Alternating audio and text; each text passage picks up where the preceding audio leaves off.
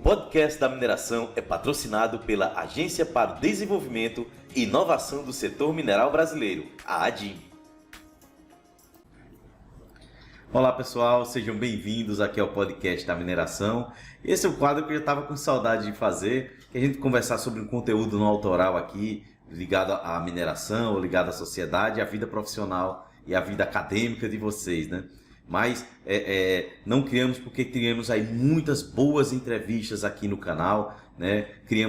Cobrimos eventos aí, como vocês viram, da Brasmin, da Exposibran. Ganhamos um prêmio que foi o Top Business de destaque de comunicação no mineral lá pela Ordem dos Parlamentares de São Paulo, a UPESP. Então tem muita coisa aí que vocês podem vir acompanhando aqui no canal. E eu estou voltando aqui com esse quadro, né, que é um quadro aqui de conteúdo não autoral. Dessa vez eu vou falar sobre umas classificações, né, que já me pediram em evento, já me pediram em direct e em comentários, que é o que é, como é que se define o tempo, como é que do profissional, né, engenheiro ou profissional analista sênior, pleno e júnior, né?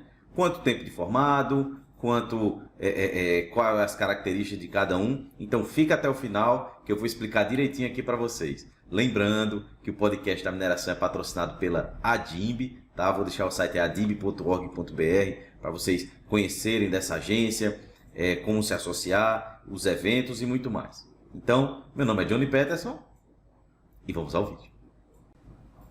Você recém-formado ou estudante já deve ter ouvido falar sobre as denominações de nível de cargo. Eu sei que tem muita gente que tem dúvida a respeito dessas classificações até na hora de se aplicar para uma vaga de emprego.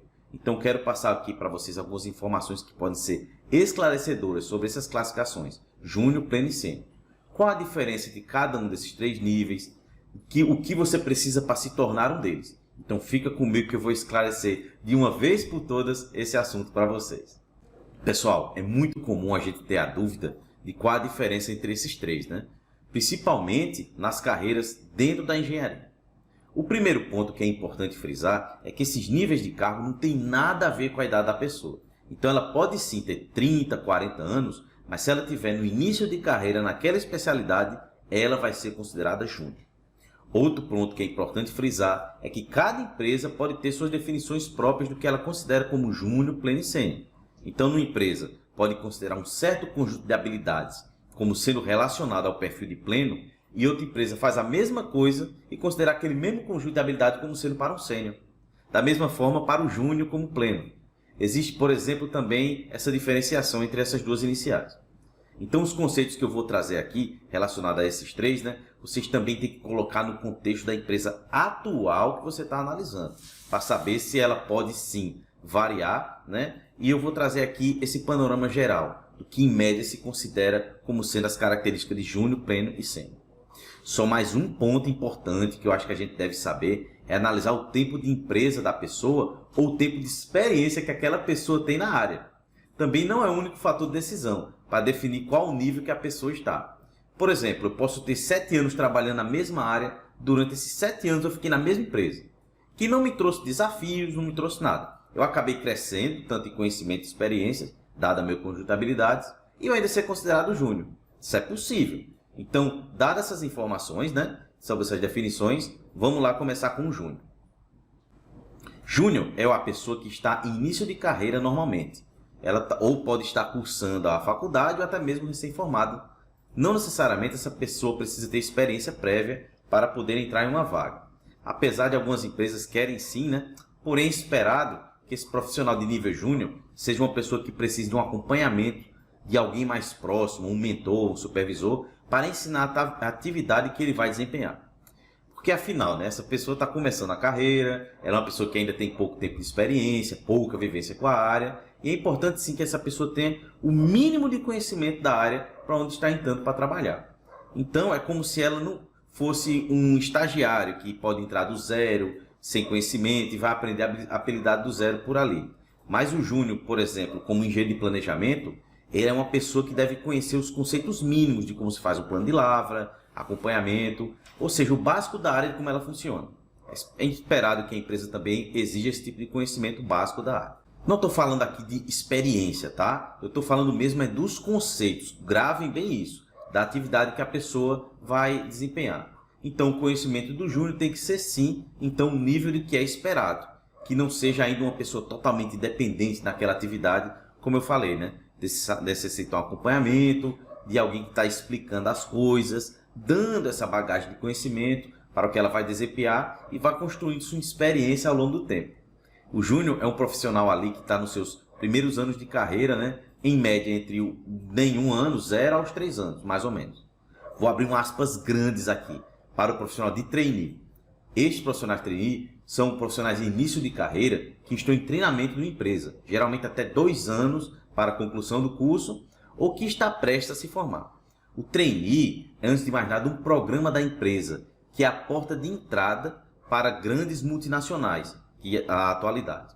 Cada empresa tem a liberdade, né, para estruturar esse seu programa de trainee da forma como preferir. Logo, nem toda empresa tem esse programa. Por isso se confunde com o profissional de nível júnior. Como eu falei, não precisa ter experiência para participar desses processos de trainee. Mas afinal, a ideia do programa é exatamente essa: fornecer conhecimento, proporcionar crescimento para os participantes que podem estar se formando ou recém-formados.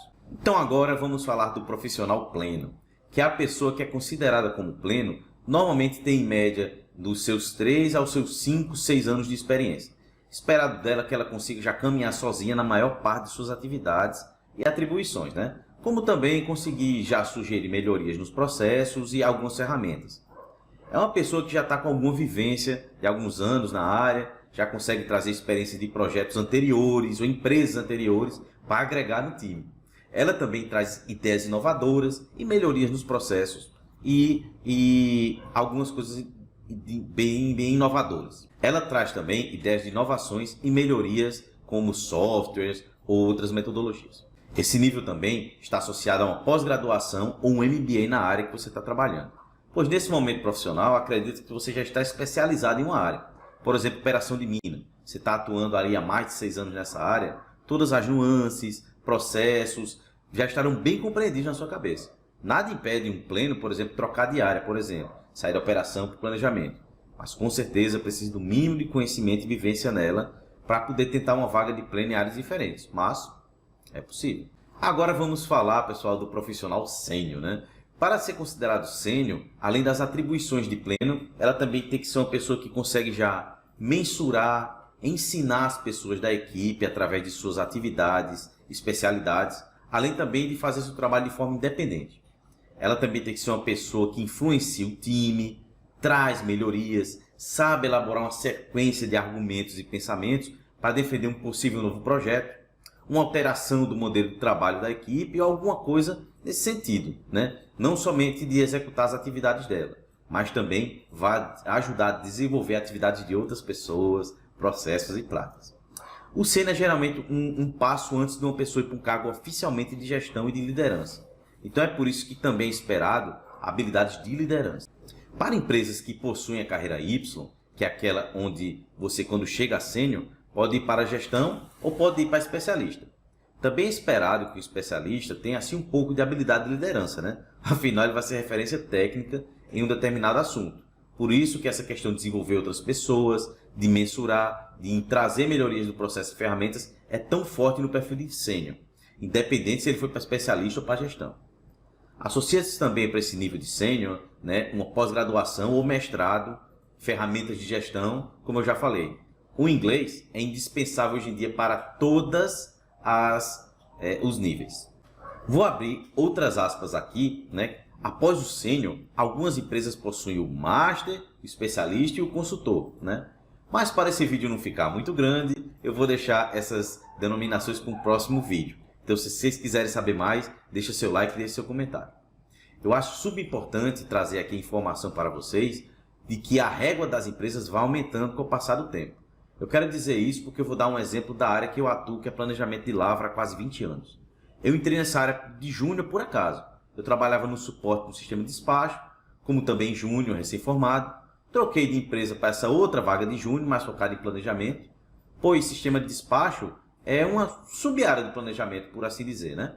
Daí recebi o treinamento da empresa em diversos softwares de planejamento e a empresa em questão tinha bem definido o que era necessário para cada nível. De júnior, por exemplo, que tinha degraus, tinha júnior 1, júnior 2, júnior 3. Daí cada degrau aumentava o salário e aumentava as obrigações.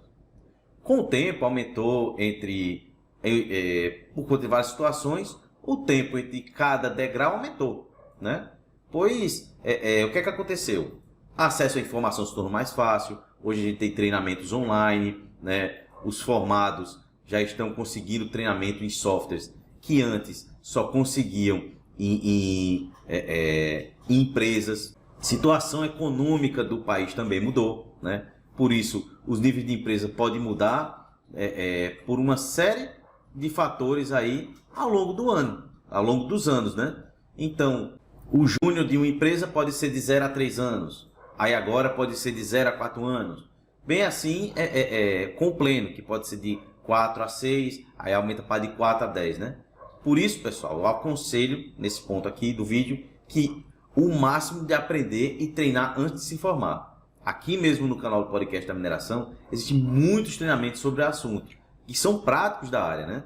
Então, tem também coisas que é de elaboração de currículo, de PowerPoint, de Excel. Então, se você quer algum treinamento, sentiu falta de algum aqui no canal, eu peço para vocês deixarem os comentários, né? Que eu vou e volto com esse quadro e crio ele para vocês. Pessoal, chegamos aqui ao final do nosso vídeo, né? Aquele momento youtuber que eu peço para você se inscrever no canal. Nós já batemos aí mais de 5 mil inscritos, já estamos aqui quase com 6 mil, né? No LinkedIn aí já temos muito acompanhamento, agradeço a vocês. Lembrando que o podcast da mineração é patrocinado pela Adimb. Vou deixar o site deles aí para vocês acessarem e descobrirem mais sobre essa agência, tá? Então, muito obrigado por ficar até aqui. Meu nome é Johnny Peterson e lembre-se, mineração pode não ser o futuro, mas não existe futuro sem mineração. Até o próximo vídeo. O podcast da mineração é patrocinado pela Agência para o Desenvolvimento e Inovação do Setor Mineral Brasileiro, a Adimb.